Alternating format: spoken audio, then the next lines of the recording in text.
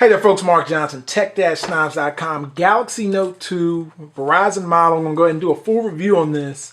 I'll just get off by starting saying that this is one of the best Android phones I've ever used. I'd probably rank it up there with the best, in my personal opinion, just from an overall feature standpoint and what it could do. Kind of read off some of the specs on this thing. First of all, it's got a quad-core processor. Also has 1.6 Exynos quad-core processor on here, which is fantastic.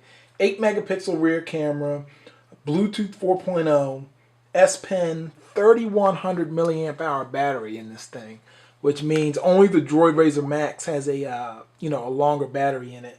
Also has TouchWiz on here, Android 4.1 Jelly Bean, GPS, all kind of accelerometers, and just a slew of stuff on here. Also includes a removable memory card on here, which is great too.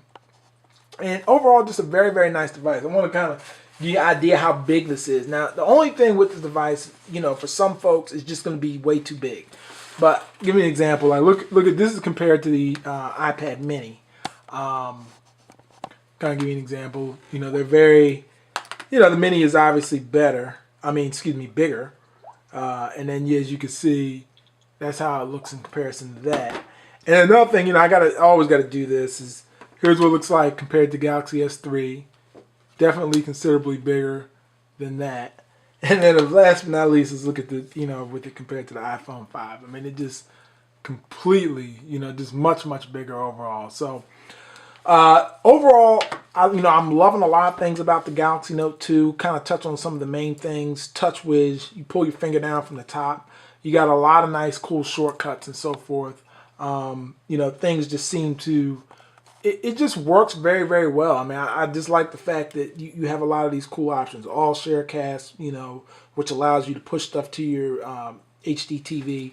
I also like if you double tap the back button, rather hold it down, you're going to get this multi-window feature here on the side. And what this does, if I take the video player and I drag it out, and then let's say I go ahead and take the internet and then I drag that out, you're going to get two different, windows going at the same time. And what's nice about it is you can kind of resize them as you see fit. If I look at thumbnails, which is another cool thing, check this out. If I take the pen and highlight, it shows you a preview of the video going. It's crazy. I mean, just like the fact that it could do something like that, and it also plays the audio. Eric Mangini, let me ask you this question. What do you think about It's just crazy, and it just does it, and you can still be surfing the web at the same time. Then I could double tap it, and let's say if I want to watch the video, Mangini, let me ask you this question. it'll play the whole thing at the bottom, and I can just be doing something else. I really don't. Very, very cool features on here. Of course, it still has the pop-out feature. Just like on the Galaxy S3, and you can run video in another window, and you can just do anything you want. I mean, it's just very, very nice, features overall. TouchWiz does a fantastic job just with the software. And then with the S Pen, it's just one of those things where obviously for everybody, they may not have a use for it, but I do find myself taking advantage of it more than I thought I would, and that's just because the screen is so big. At 5.5 inches, you can do things with it, just jotting down quick notes. If I write down something, if I write very lightly, it will, it will show up lightly. But if I press down on the screen, it will actually be darker.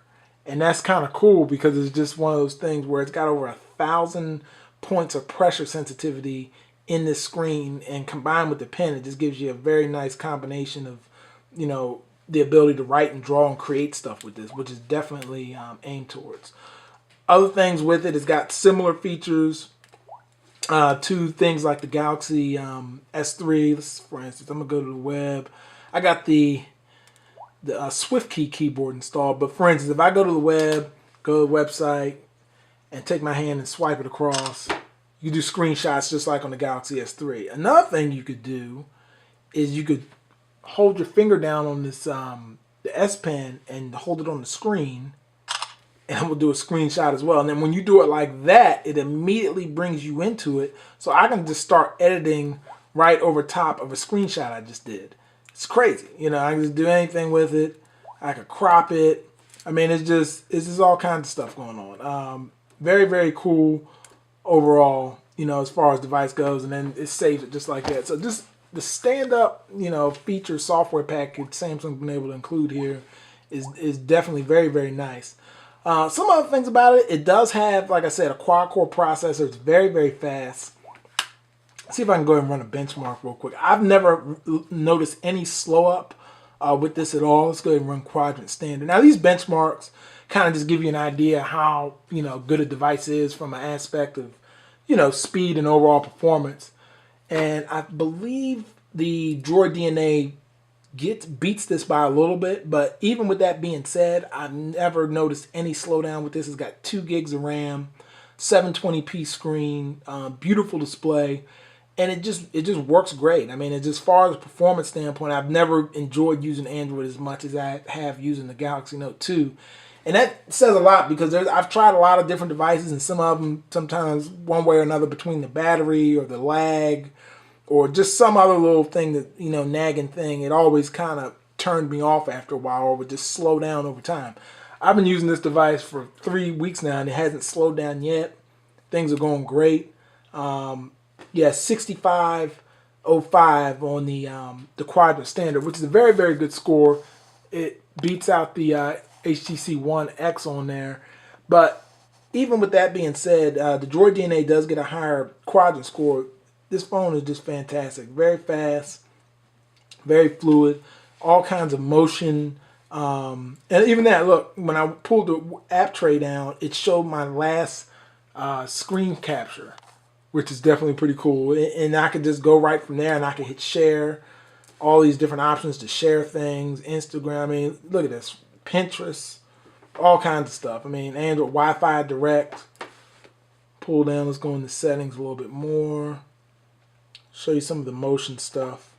All these different type of motion, tilt to zoom. I mean, it's just endless amount of stuff. I mean, I could sit here and do videos forever just on just features of TouchWiz in itself.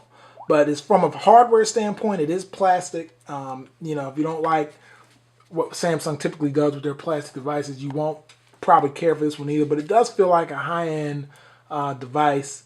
S Pen fits snug in the back. Definitely, I like the nice chrome look on the outside of the product. This flip cover is optional accessory. It's pretty cool.